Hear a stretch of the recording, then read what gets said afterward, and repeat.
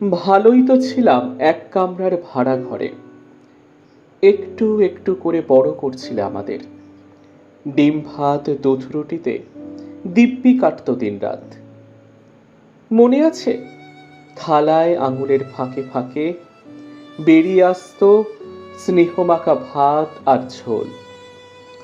ঝড়ের রাতে চেপে ধরতে দরজা জানলা। আঁচ আসতে দাওনি দাবানল আর চৈত্রের। শান্তির ঘুমে কখন এসে পড়তো ফুটফুটে সকাল। ভালোই তো ছিলাম এক কামরার ভাড়া ঘরে। কামরা বাড়তে লাগলো। আলাদা আলাদা থালা, একতলা থেকে দোতলায় জ্বলে উঠল আলো।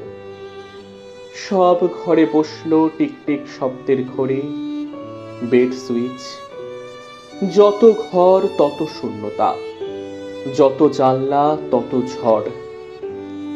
ভালোই তো ছিলাম এক কামরার ভাড়া ঘরে।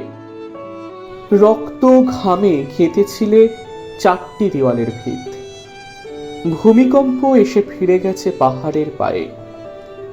কখন যে দুর্বল হয়েছে খেয়াল নেই ঘড়ির। ভেঙে পড়ার আগে কি দিয়েছিলে ফাটলে জল?